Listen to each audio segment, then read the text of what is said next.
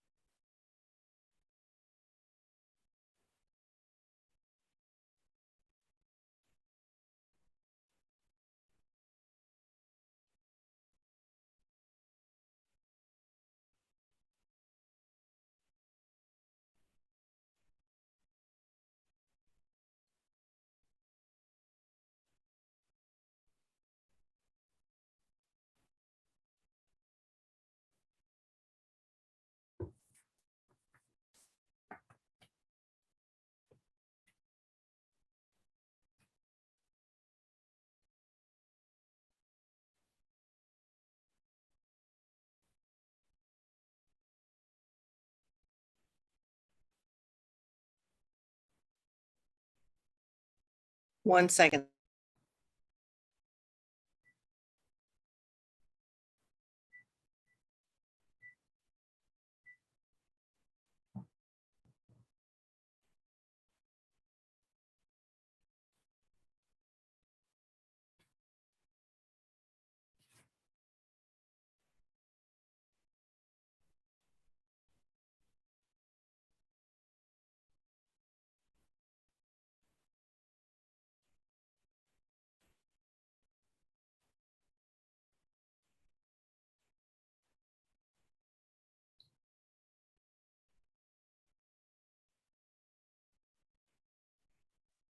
Don't we just all love family? Get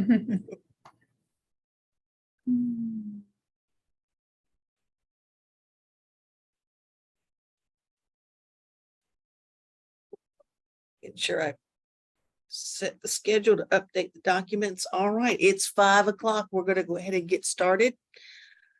Welcome, welcome, welcome, ladies. I guess the two of you don't need to introduce yourselves to each other, so we'll just get right into this. Again, I'm Pat with Home for Good at the United Way, and in my capacity as a continuum of care lead for Georgia 505, which encompasses, of course, Muskogee County in Georgia and Russell County in Alabama.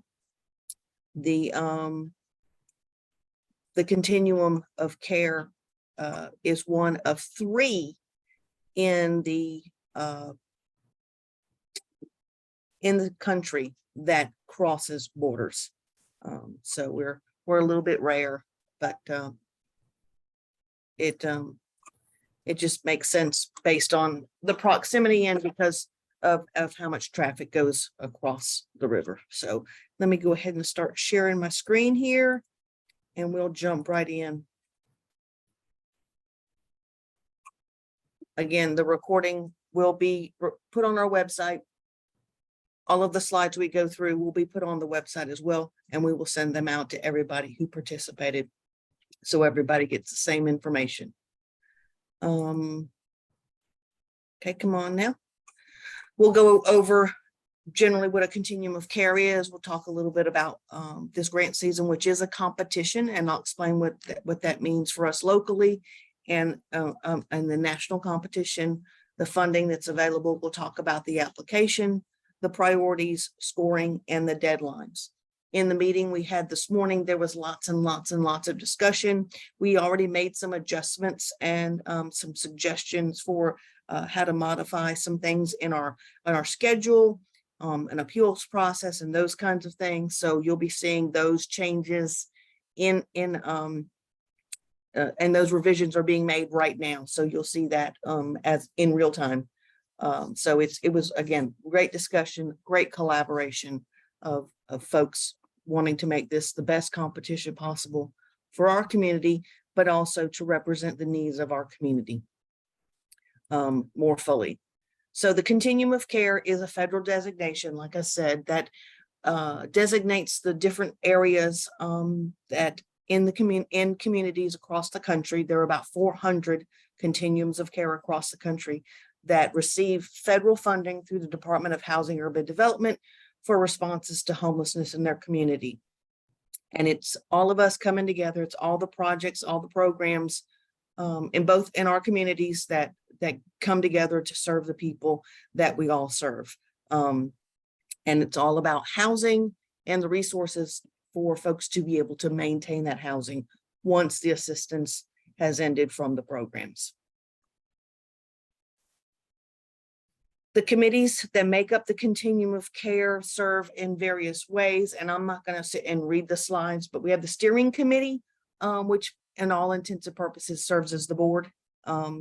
Myself as the collaborative applicant or the COC lead serve as an ex officio member of the board.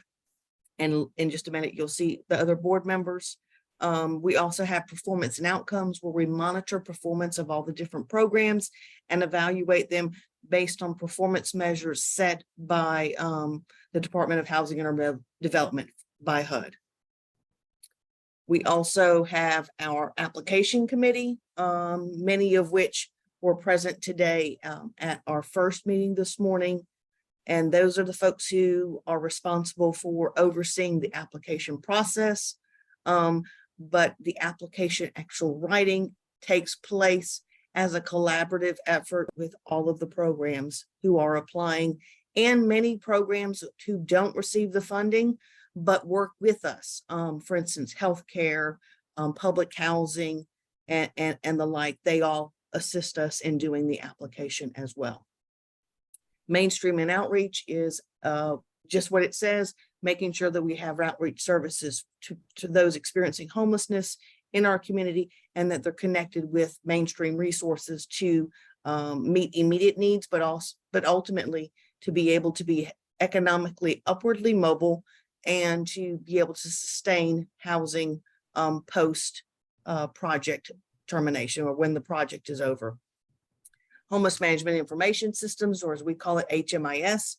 It's our data collection committee. They analyze the data that we collect in our homeless management information system, looking for errors, making sure everything is correct as it goes in, monitoring that on a monthly basis so that when we do our federal reporting, our data is clean. And we also use that again in our system performance. So it's excuse me, imperative that the information is correct going in.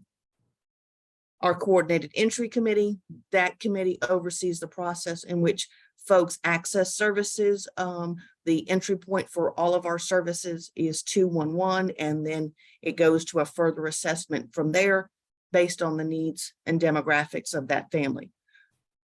Our point in time committee, the ones that put together our annual point in time count, which occurs the last 10 days of January, to monitor what our numbers are looking like for outreach purposes, for reporting purposes, and for purposes of developing new programs or overhauling existing programs to meet the changing needs of the community. Our landlord engagement is relatively new in the last couple of years.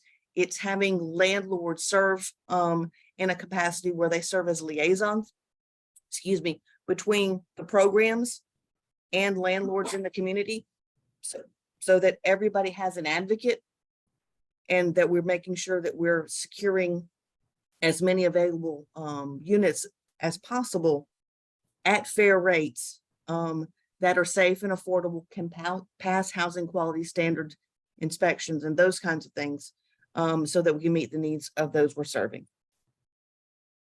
Our committee chairs are as follows. Really nice mix of this, in that some of these are funded agencies, some of these are non-funded agencies, some of these are board members. Dr. Gloria Rogers is a board member, Shannon Smallman is a board member, and Holly is with the City of Columbus. So we have a good mix of folks in different roles from across the community. And that's been something we've been very, very fortunate. Our board of directors, again, a real diverse group of folks, meaning that they're coming from all different sectors of our community. We have city governments on both sides of the rivers. We have employment services. We have schools, represented. We have public housing, we have financial institutions, we have the Veterans Administration. Really, really proud of the makeup of the board and how active the board is in what we're doing on a day-to-day basis.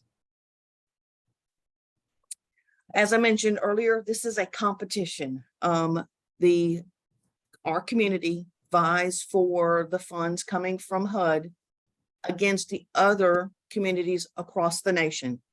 And we also locally then have a competition in seeing who is scored 1 through however many projects, 1 through 9. We had 9 projects that were submitted last year for consideration. Nationally, there's a pot of money. Our community is allotted a certain amount of that money. And where the competition nationally comes in is there is a median score after everybody is scored. If a community gets at or above that median score, you are eligible for full funding. If your community does not score at or above that median score nationwide, then your community could lose up to 6% of your allowed, what they call annual renewal amount. So it's really, really important when we talk about doing the applications that not only the project applications, but that the consolidated application, which is the one where we talk about how we all work together in our community, both sets of those have to be very, very, very strong. Of course, like I said, on the, I think, third bullet here, the higher score, the more funding available for our community, and it makes us available for bonus points as well. Anytime, if you guys want to say something, just holler. Couple of things about the applications. We have to make sure that we're competitive in the local application. So anything that you're putting in your application, or if you're describing your programs or whatever, we make no assumptions that someone knows something, because someone who's reading this may know nothing about the program. So you should have very thorough descriptions of projects, what you do, the supportive services, those kinds of things. We'll talk about if HUD eligibility. We do have projects sometimes who do apply for projects, organizations, I should say, apply for projects that they're not eligible to apply for. That ends up, of course, the application gets kicked back because we cannot send up an application for a funding that's not eligible for. And when we're talking about filling out and completing your application, it's not going to let you submit an incomplete application. However, if there's a box that doesn't apply or a question that does not apply to your project, we always encourage people to put NA or not applicable in that box, because it shows the reviewers that you have read it, you acknowledged it, and that way they don't think you just looked over it. It just goes a long way to show how thorough you were on the application. The application is 3 parts. We have the consolidated application, which is the overarching one for our community that pulls all of the project applications underneath it.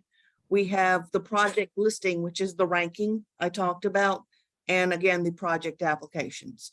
So the process is the projects submit their, complete their applications and submit them, and we'll go over all of that and how that works in a bit. They go to the scoring committee, they're reviewed, they're scored, they're posted and sent to the programs.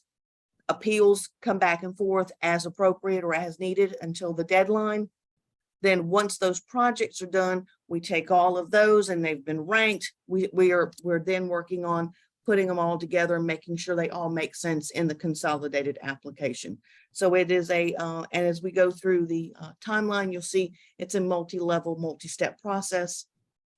It gets a little bit overwhelming, but the way we like to tell new applicants is this time right now is where you start reading everything you possibly can get your hands on before you start doing the application. And if you have any questions, reaching out, and we'll go over how to do that in a little bit. Okay, now As I said, these, the dollar amounts are set aside by HUD.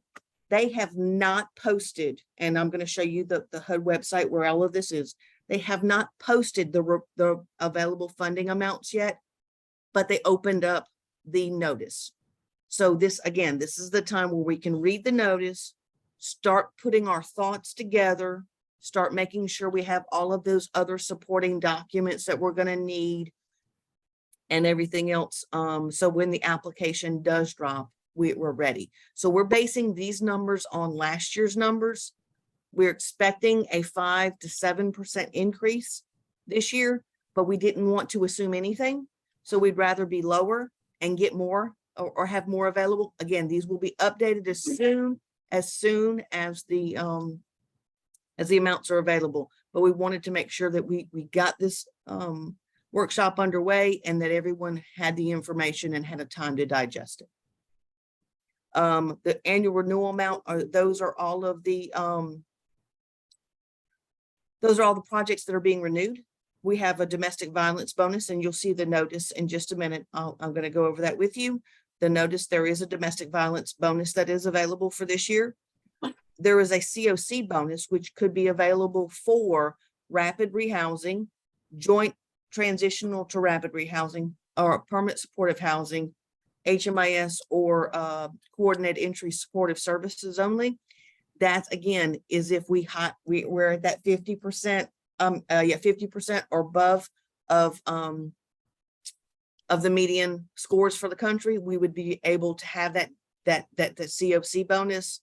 And the planning helps to be able to present all of these things and the planning and all of the COC activities for the year. So we're looking at just over $1.9 million. We think we'll probably have available about 2 million this year for different projects, but we'll have to wait and see when that announcement actually comes out. We were expecting it already. HUD has said by the end of the month, but you know, the announcement of the notice came out on the 5th, so we didn't want to drag our feet and get this information out. Okay, the funds are not available for emergency shelters, prevention projects, transitional new projects, unless they're part of the joint component, or supportive services that are not coordinated entry. These homeless priorities and programs, these come directly from the notice that HUD has put out. It's very similar. In fact, it's exactly the same as the priorities for the last 2 years. Normally they set priorities at 5-year intervals. So we're looking at probably a revision of the priorities in the next 2 years. Each one of these, it's imperative that in doing the application, that these priorities are weaved into your descriptions and into your project implementation, so that we're not just checking a box, that we're engaging and getting input from those with lived experience, but we have to do that in real time, all the time. So it's intentional project development and organizational development to have these priorities hardwired into what we do every day. Again, the funding, the funding can be used for permanent housing, whether it's new construction, leasing, rental assistance, acquisition, or rehabilitation, HMIS, transitional or supportive services, and coordinated entry. And I'm going to go show each one of you really quickly that all the links in the PowerPoints we send are live links. So anything, you can look at it, download it, save it, print it, whatever, but it's always there in case you need to reference it. And this talks about the eligible activities and then describes what each of those looks like. Not a bad idea to read over this for a project that you might be thinking about. What would that look like? Do we have the capacity to do that? What are the regulations and those kinds of things? Any questions so far? No. Okay. All right. The local ranking process. Now, I said earlier that we had robust discussion in this morning's presentation. These scores actually will be adjusting a little bit because we're moving some things around. We took some things off of our ranking process this morning, which is our local scoring card, our report card. And we added some things. So these will be adjusted and I will send it out. But as you can see, these different projects, each one of them has a different point value based on the type of project and their focused or target population. For instance, the rapid rehousing for the general projects was at 190 points, where those for domestic violence is at 155. It's so you can compare apples to apples, and we're not comparing cherries to pears. So there has to be some differences because the program setups and the performance measures and those kinds of things for the different programs are different. All right, now we're going to talk about applying, and we're going to go straight now and to the competition website where the notice was posted. Can you see the same? It says COC program competition. Yes. Yes. Okay, great. Okay, sometimes the share, when I go from one screen to the other, it doesn't go. All right, this is where it was posted on July the 5th by HUD saying, okay, the notice of funding opportunity, you'll hear people call it NOFA or NOFO, is available for this year's Continuum of Care and the Youth Homeless Demonstration Program, or YHDP. So to look at the actual notice, you will click on there, the program NOFO. It's going to take you to grants.gov. We'll go related documents and we'll pull up the actual notice. The notice is about 132 pages long. Again, the due date is September the 28th. And we'll go in detail about the timeline, but the timeline is not something we set locally. We have to comply with some things from HUD, and I'm going to show you just as an example of how detailed some of this is to page 68, I believe it is. Let me come on down here. And it talks about how we have to set up our timeline to meet the requirements from HUD. Come on down. Not quite there yet. Again, the notice came out on July the 5th. And the applications are due, or the community applications due at 8 p.m. on September 28th. And you'll see that right here, that it is due on the 28th at 8 p.m. Excuse me, but it's not moving. It's frozen, look like. Okay. Thank you. Let me go ahead and I'm going to try it again. One more here. How about now? Yes. Okay. Cool. All right. So again, it's due on the 28th at 8 p.m.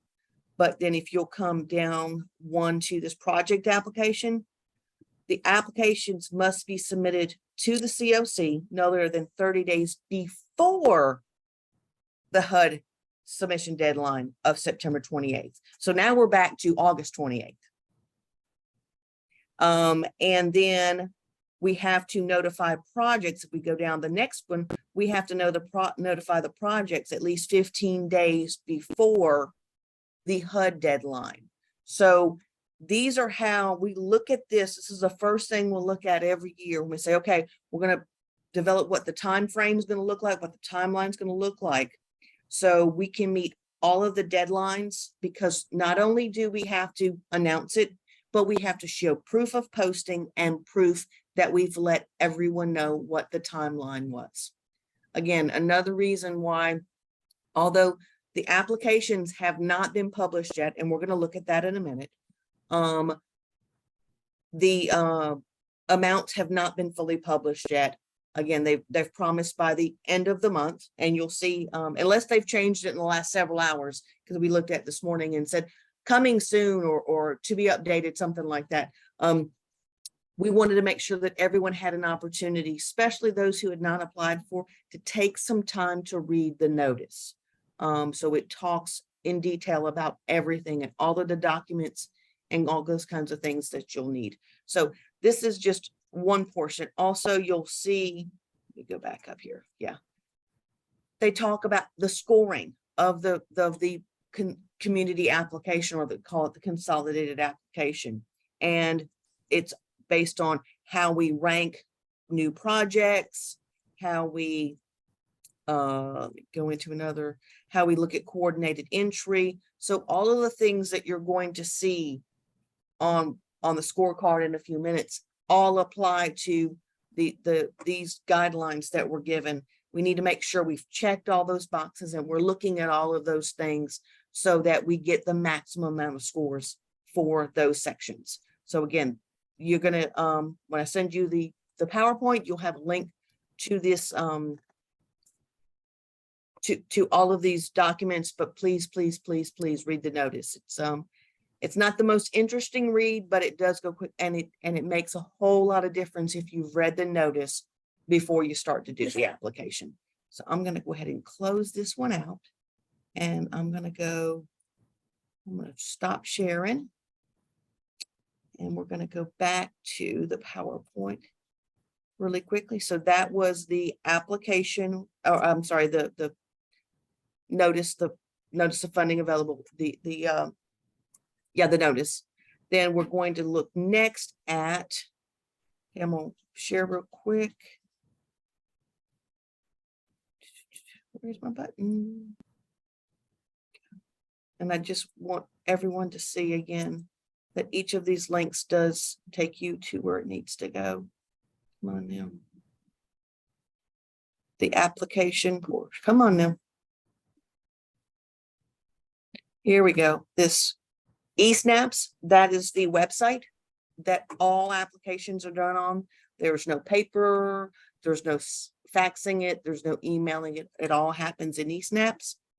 And again, you'll have a link to that from the PowerPoint, and this is where you will go to do the applications. In just a minute, we're going to take a look at the how you get into and set up your eSnaps accounts and all those other things. So go ahead and share this again here.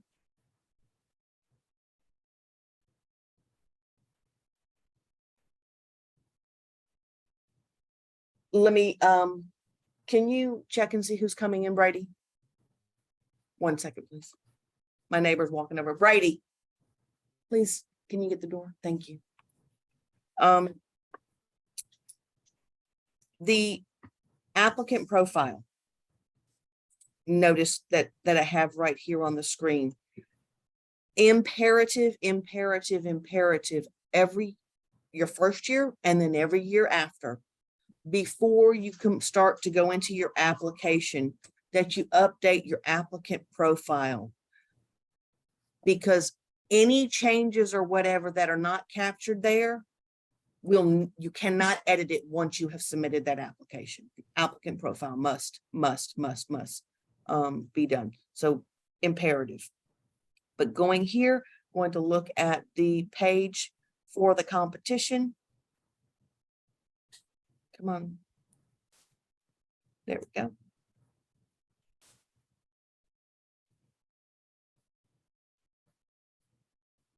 Oh, I hit shift. That's why I didn't hit control.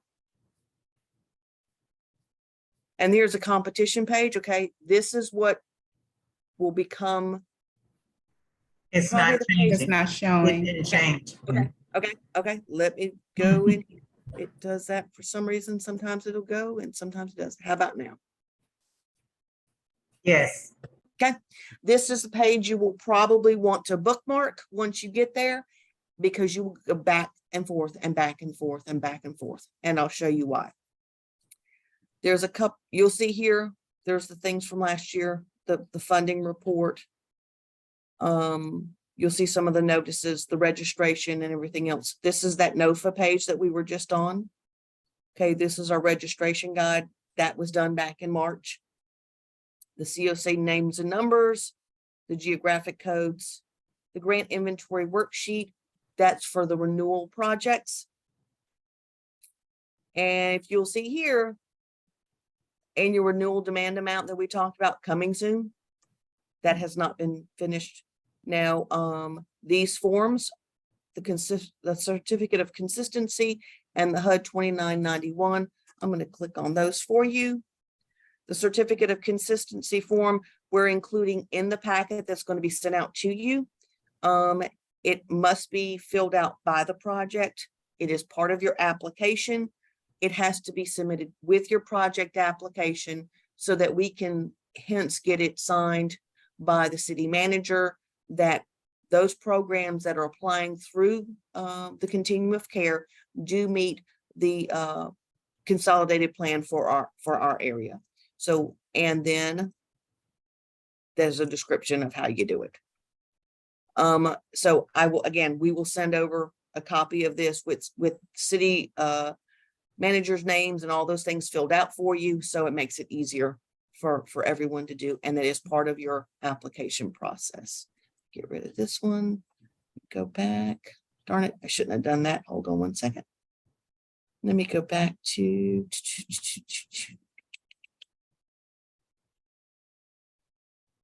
nope. Let me stop sharing real quick. Go back to.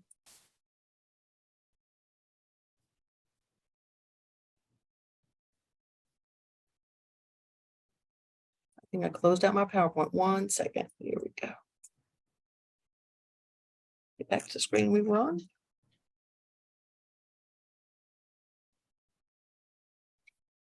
Come on, catch up with me. All right. Okay, here we go. I can share again.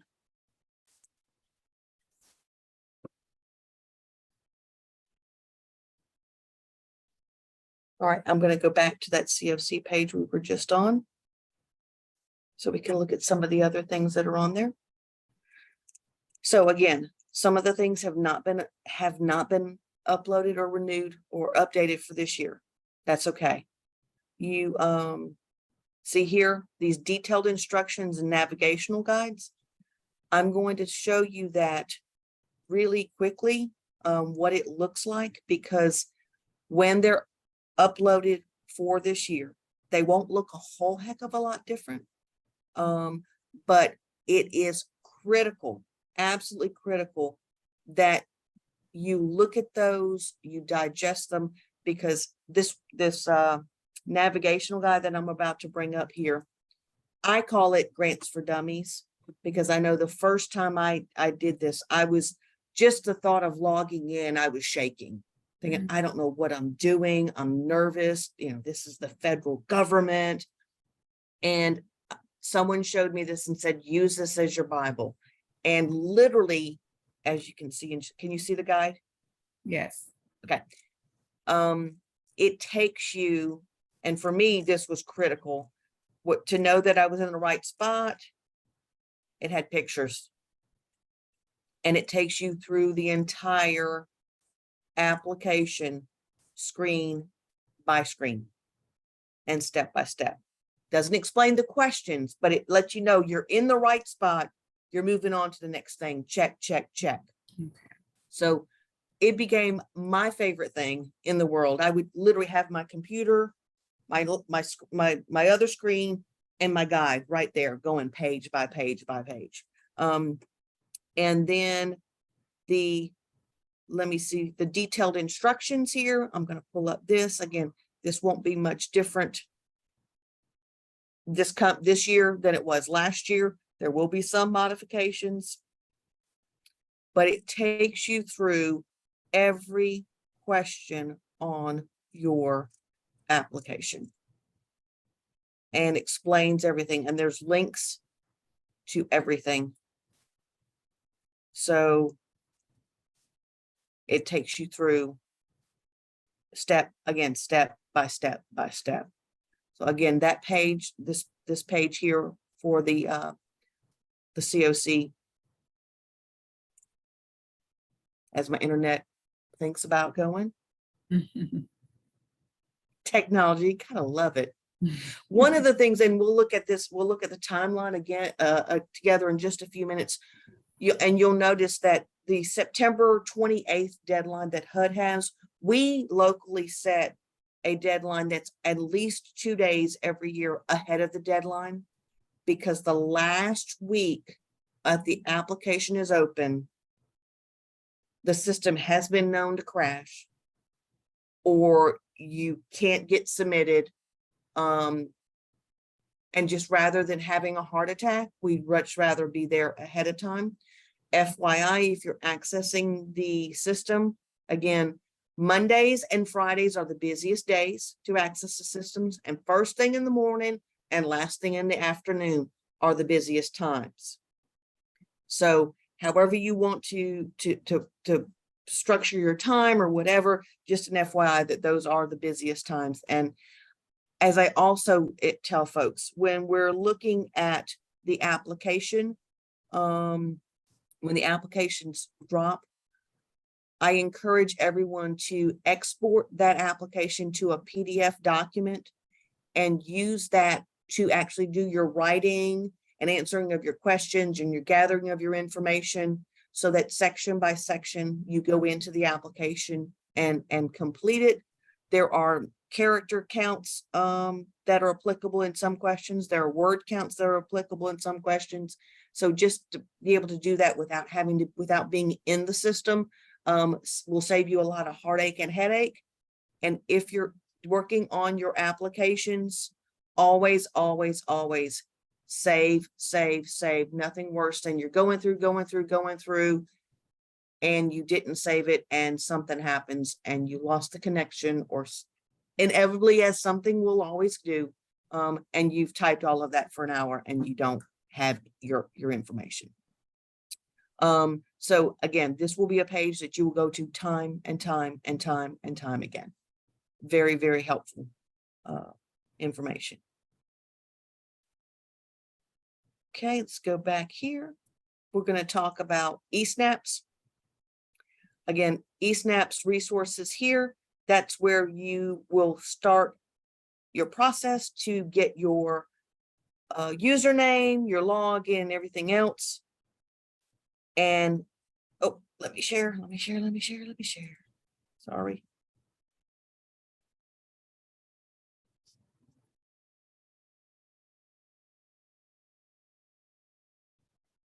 Again, this was on the link on the PowerPoint. Takes us straight to the eSNAPs, was on the next page that we were on. And you'll create a user profile, getting your organizational account. Whether or not you decide to apply, whether or not you know what you're going to apply for, I encourage everyone to go ahead and get the eSNAPs account now. Last thing you want to do is try and get it, and there'll be a glitch. This way you're buying yourself some time. So encourage everyone to go ahead and get that taken care of as quickly as possible. Right, let's go back to our PowerPoint here. Here we go.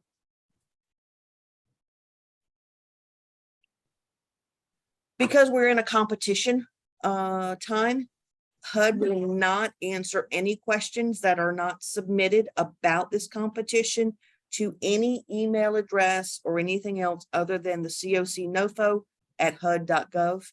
That's where all the questions about the competition must go. They can obviously not tell you how to answer a question or give you specific answers to, or specific technical assistance on a question on how to answer it or anything like that. But if you had questions about something else related to the competition, you would have to send it to HUD at that point. If it's not a local question, say if it was local, hey, I'm looking at the timeline and it says 5 p.m. I'm just making sure because that's a Saturday or whatever. If you had a local question, again, we'll go over that, but all of those questions have to come to the continuum through me. eSNAPs, if you had any questions or concerns with technical issues with logging into eSNAPs or whatever, that you will go and email them there. Again, you'll get a copy of all of this so that you'll have access to all of that.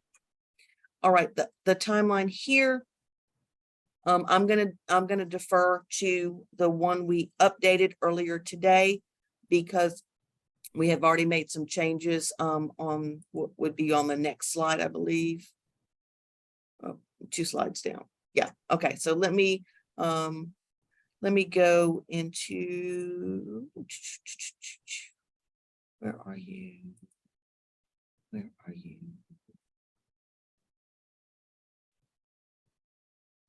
Because we wanted to have a two-step appeal process, we made some changes this morning on some of the deadlines. So here we go. Okay, does it say competition process and timeline that you're seeing?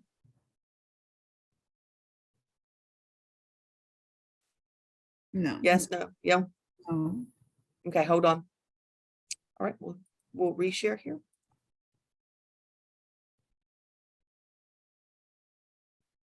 Okay. Okay, cool. All right, again, the 5th of January, geez. The 5th of July, HUD released the NOFO and let us know that the notice was out there, start reading. And I did this original form here on July the 10th. Again, the project applications and all had not been posted as of that date. And again, I have the link here to go directly to that page that we were just on, where all of that stuff will be listed, so that everyone has access to it in more than one way. We have the technical assistance workshops. We obviously know about those because we're here.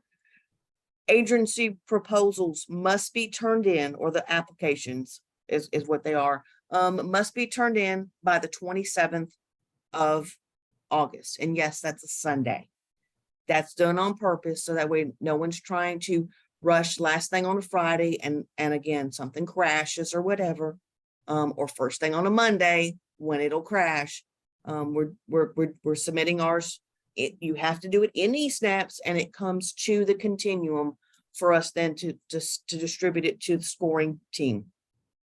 The scoring team will begin their training on the 22nd of August. And our community application, as soon as that's ready, we'll start filling that out. Again, the projects are due on the 27th of August. Once they're received, I will then forward those electronic copies of those applications to the scoring team, which will consist of 5 members of the community who have experience either in the homeless services industry, in grant writing, or in federal compliance.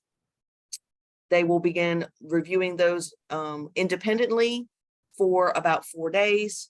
We'll come back together on the 31st of August to meet and go over and do the preliminary scoring for posting and emailing and notification to the projects. Projects have the right to review and file an appeal within 5 days. And again, I will, the appeals process is being edited to include this 2-step process that you're going to see in a minute. So these are, again, making the notes now. We're editing those, and those will be posted and sent out to everyone tomorrow. Appeals come to me, and I'll show you that appeals process and make sure you get a copy of it as well. Then it goes back before the board. They review it, and then notify the agencies. If at the end of that there's still a concern or whatever, there can be another appeal. After the second appeal, all appeals are exhausted. So you'll see that process is going from the 31st of August through the 8th of September.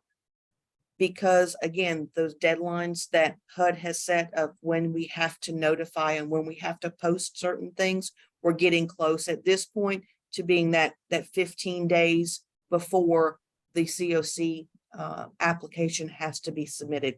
So on the 8th, we will have the final list of priorities ranked from best performance to lowest performance, and send it to our board for them to approve.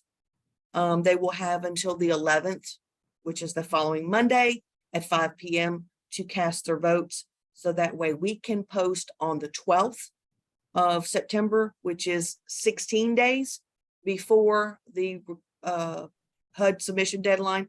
So we're well within our time frame there. Again, making sure that we're compliant. All of those little things count for points in our consolidated application. Our consolidated application has to have a public posting time frame of at least 2 days. We usually, again, try and post earlier, giving a little bit more time for public posting and for public comment. So we're going to be posting on the 22nd of June. I'm sorry, 22nd of September. And it is our goal to have all of our applications packaged, ready, and submitted on the 26th of September. Again, we had some changes here from what has already been published on our website. So this will be updated. We'll go over it one more time with, have it reviewed one more time by someone, and then we'll make sure that our HUD TA looks at it, and then we'll be posting it on our website and sending it out to all of you. Again, if you can see right here, it says revised, and we revised it today. And again, it was a great conversation, very, very, very engaging, and everyone being able to be part of the local process is really, really, really important. So here we go. Let me go back to here. And yep, okay, the timeline. Right, all right. So the next thing we're going to take a look at here, as soon as I get it up, we're going to take a look at, where's our scoring process? We looked at our timeline. Let me pull up our scoring process. And this scoring process is brand new to us this year. It is the HUD template with some additions and revisions. Let me go ahead and share this. And this we this morning in the conversation, and when we were all going over it together, there was some discussion on modifying some categories, adding some things, taking some things away. So again, I will this will be also emailed to each of you for you to be able to make comments, offer suggestions, and then we'll do a poll of everybody who will be applying to make sure we have, we're all setting the goals together, so there should be no surprises on the report cards. So can you see this? It says customize new and renewal expansion project threshold requirements. Yes. Mhm. Okay, all right. These requirements here, and unfortunately, I'm sorry, in the PDF format, it cuts off this thing on the side here, but the first 5 requirements. So down to where it says, is project financially feasible? If a project or an organization doesn't meet these basic things, they say you don't even need to go further. Okay. So that's the threshold for, do we go further with looking at your application? And then if you remember, I showed you some different scores. I will go look through this together, the different scores for the different projects. If you can see here, this is where we got that. Okay. Because different projects have different priorities, are measured differently, their success is measured differently. So this is a better way to measure apples to apples. So looking at this, and again, these are all being reviewed right now by those who were there this morning. And in fact, before we go, I'm going to send this to you via email this evening before we hang up. But let's take a look at some of this. So these are for returning projects. And these are some of the things that are monitored or measured. What percentage moved into permanent housing? What was the average stay? What they call the length of time homeless in the projects, meaning from the time the person enrolled in your project, how quickly were you able to get them moved into a permanent housing solution?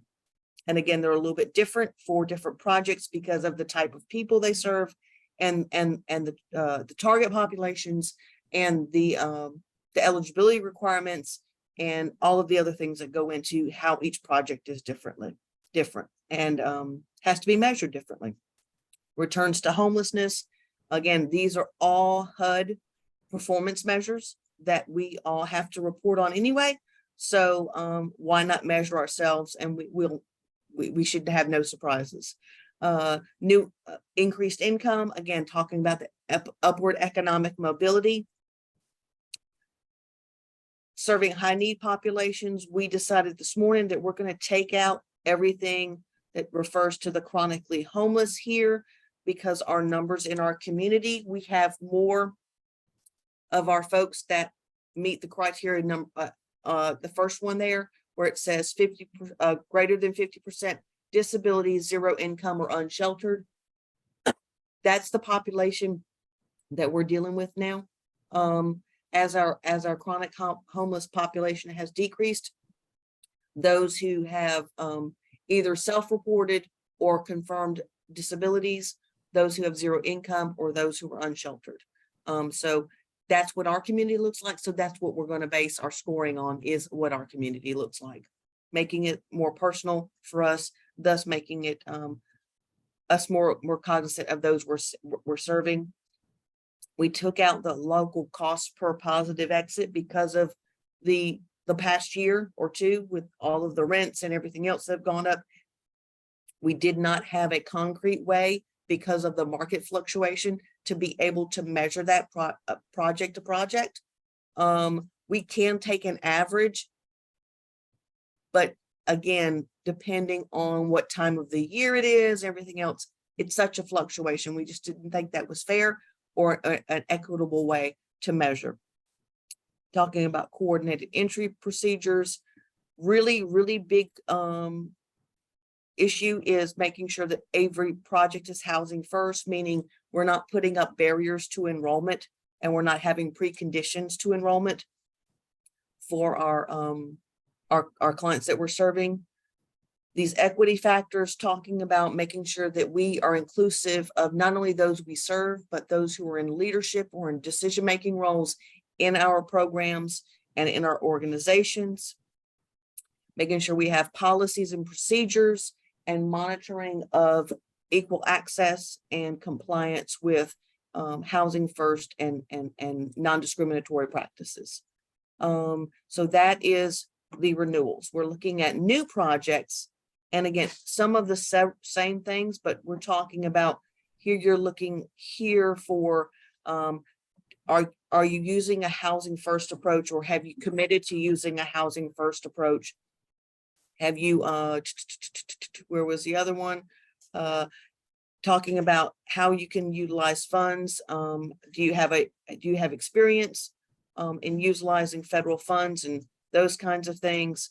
How are you designing your supportive services, like we mentioned earlier? Those those services who can not only help someone to obtain housing, but that those services that can help someone to be able to maintain it once your rental assistance or your hands-on client services are no longer there. Talking about leveraging resources in the community that are not federally government. Talking about timeliness, your financial abilities, project effectiveness. It's a lot. It's a lot. So looking at that we're making some changes. Like I said, there were some suggested changes this morning. I'm sure there are going to be more in the next couple of days. We're giving everybody till Friday to submit those changes so we can go ahead and have the scorecards ready, revised and updated and submitted to for posting and for everyone to know what they're going to be scored on. Any questions on that so far? No. Okay. All right. So the scorecard. So but I had to number my pages here so I knew which one to go to next, because if not, I wouldn't know. Here we go. And you'll be getting, again, you'll get the presentation, and you'll get a whole packet that is divided into 5 different sections. One of those sections will be this. It's a financial declaration statement. It's just to say that, yes, you will have to submit some financials with your application. And it's saying the financials we're submitting are the actual financials and not something that we just made up. Unfortunately, this is done because somebody didn't do it properly one time. So everybody has been encouraged by HUD to make sure that we ask people to sign that the declaration or the financial statements are true examples of what their financial situation looks like. Not saying good, bad, or ugly, but what you're reporting is accurate information. And then this appeals process, you can you see this where it says to be amended ASAP? Yes. Okay, that's the one we were working on this morning, and as you can see, I'm still working on it. This was talking, we were putting in, we had one process or one step for the appeals process. We're putting in a second step. So this is being amended real time. As you can see, putting the revision date on there. So anything previous to that will be no longer valid, but we're amending it. It's a flowing process. Speaking of which, one of the things that we talked about at pretty good length this morning is you're reading the notice and you notice that says, oh, do you have a policy and procedure on, I'm going to use something wild, like, do you accept pets other than dogs or cats? And you're like, oh, I don't. Well, I might as well. Until the day you submit the application, you can write and implement what you need to do in order to be able to say, yes, we did. Yes, we do. And it's in effect as of whatever date. We're transparent because there's going to be things that are going to be in the notice that like, oh, we didn't think about that. Or, hey, have you updated or reviewed your policy on XYZ needs? No, well, we have it in there, but we haven't reviewed it in a few years. Do a quick review, making sure that you don't sell yourself short. Or if, for instance, and it says, do you have a memorandum of understanding with, say, the school district? So that they'll make sure that they help you with enrollment of any of the students of your residents. And you talk to the school, they say, yeah, we'll get it. No. Well, here it is coming up on time to submit, and you've like, I don't have it. You check no. You submit it to the COC for your scoring and everything else. And lo and behold, 2 days later, here it comes. Until the day that we send the application to HUD, if there's something you need to add that will strengthen the application, again, an email that says, I need you to kick the application back to me, because we can kick it back to the projects. So we can add our MOU now with the Russell County School District. Again, for example, kick it back, you upload it, send it back, and we're good to go. Don't ever feel like it's like, oh, I don't have it, I can't move forward. Using, the all due diligence and everything else. And if it comes in, or if you can make some changes that are going to be positive to you, don't hesitate to do that at any time. Some of those things that come at the last minute really sometimes have ended up saving the day. The certificate of consistency that I was referring to earlier, can have a template, and for some reason the lines and all aren't showing up on this one, but we'll make sure that everybody gets this. And again, we'll make sure everybody gets this, and we fill in the city manager's name, Columbus Consolidated Government, and his title. Because without this on here, without this being pre-populated with Columbus Consolidated Government, Isaiah Hughley, and city manager, he will not sign it. So just those little things we do to try and make sure everybody gets their stuff in. Again, these certificates are part of your application. They will be uploaded as part of your application packet in eSnaps.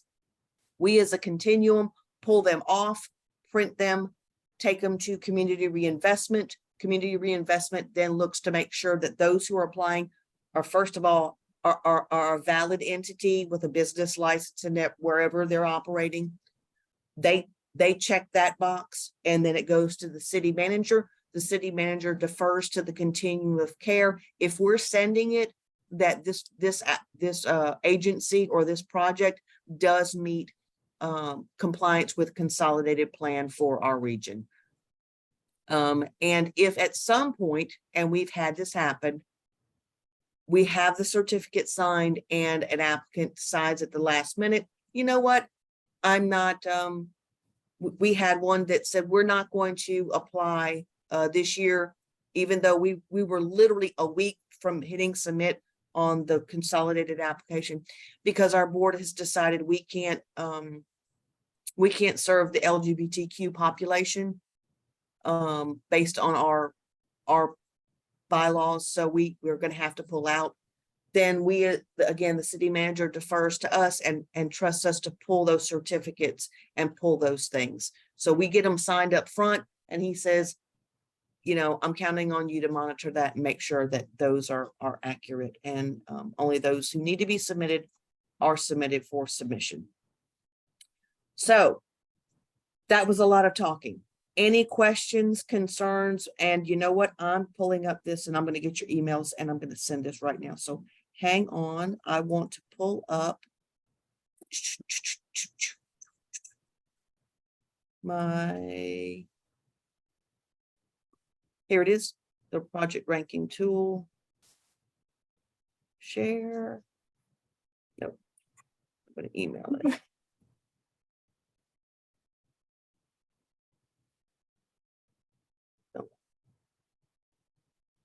I don't want to do it that way.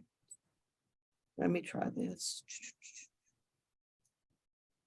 All right, emails, ladies, please.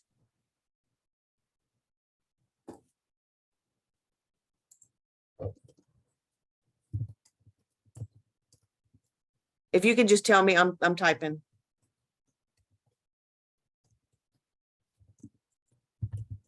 Mine is Hilton, Hilton. Mhm. T for Tracy. Dot. Helton T. dot Mother and Mary Mission Inc. at gmail.com. That's it. Okay.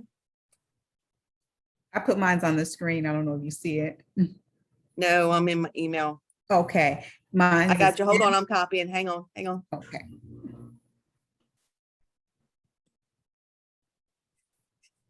Because if I could send it now, because I have sometimes a few things on my mind and I don't want to not have you have the Oh, you know opportunity what? to see it. Okay. Tell me when you're ready, because I missed that. I missed the M. Okay. All right. Okay. Let me retype it. Go ahead. MMMI@mail.com.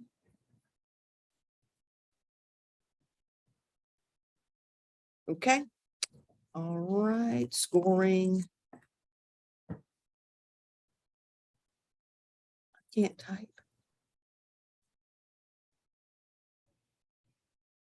Let me attach it here.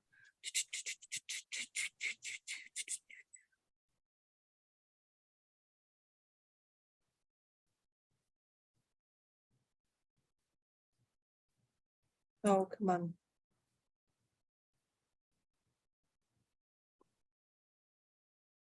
Okay.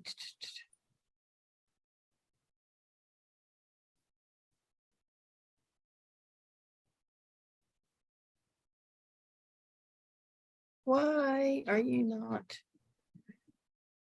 Okay.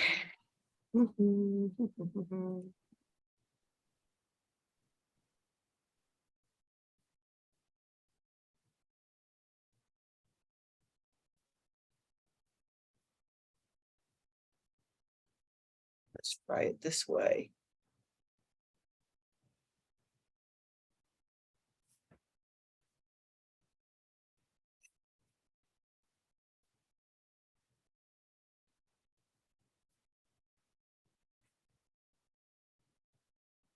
There we go.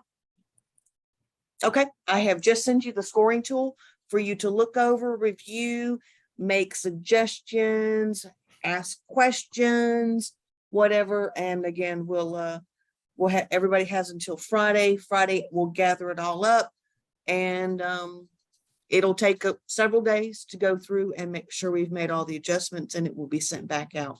All the other amendments to the appeals process and to the calendar or the timeline, we will be posting those and sending those out tomorrow. Okay. Any questions, concerns? No. Don't know yet. Yeah, read the notice. I think will be very enlightening in what's expected and those kinds of things. And to say, hey, you know, realistically, are we ready? Are we not ready? Is this something we need to aspire to in an upcoming year? Do we need to, or is it something we're gonna say, hey, we're gonna throw our hat in the ring? It happens, it happens. If it doesn't, it doesn't. But if it does happen, having all the things in place to make sure that you're you got all your bases covered, but knowing that there's technical assistance locally and with HUD in order to make sure that you have all of your items to be compliant, and to make sure that when we inevitably get that call and they say the reviewers are coming on such and such a date, that you have your stuff ready to go. Okay. Okie Sounds dokie. good. Yeah, sounds good. All right, y'all have a wonderful evening. You too. Thanks. All right. Thank you. Thank you. And I'll send you the recording as well too. Okay, so Thank the you. transcript, it'll have everything in it. Yes, ma'am. Mhm. Okay, thank you. All right, you're welcome. All right, bye-bye. Bye-bye.